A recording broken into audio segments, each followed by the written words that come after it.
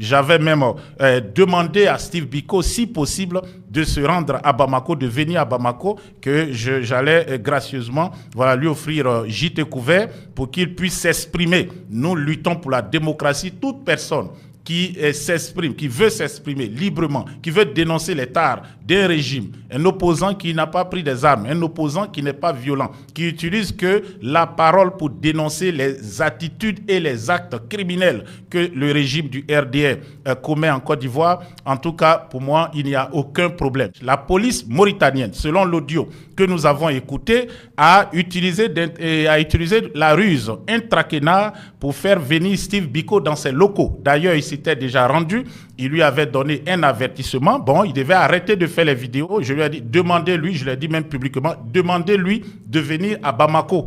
Ici, il sera en sécurité avec sa famille. La propagande du régime, c'est fait croire que le Mali est un État, comme on dit, un État failli, un État où il n'y a rien. On n'y a pas de possibilité de s'en sortir. Ce qui est faux. Vous me voyez en bonne santé et je mange bien, je dors bien, je suis sous le split. Voilà, tous les jours. Donc, je ne manque de rien. Je vis même plus confortablement ici qu'en étant en Europe.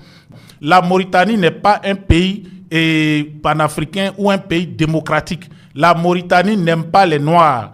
La Mauritanie a quitté la CEDEAO.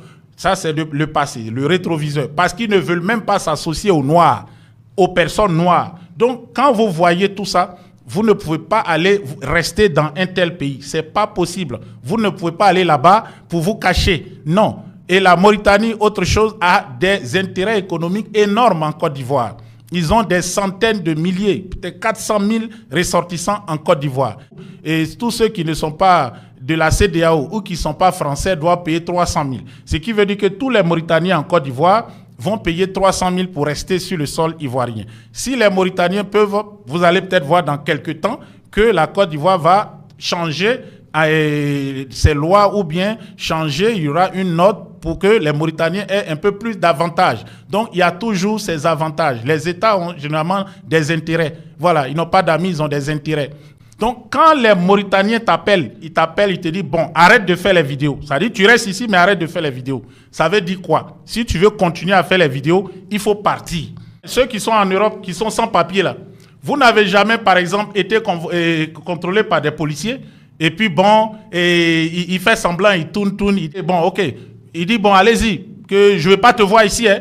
Il te dit ça, je ne veux pas te voir ici. Hein. Ça ne veut pas dire, lui ne veut pas te voir là. Non, ça ne le dérange pas que tu sois là.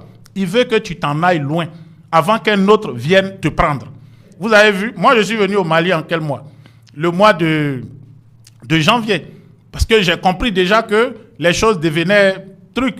On pouvait payer même un trafiquant colombien pour me tuer. Ou des petits voyous, là, les petits arabes de banlieue pour te tuer.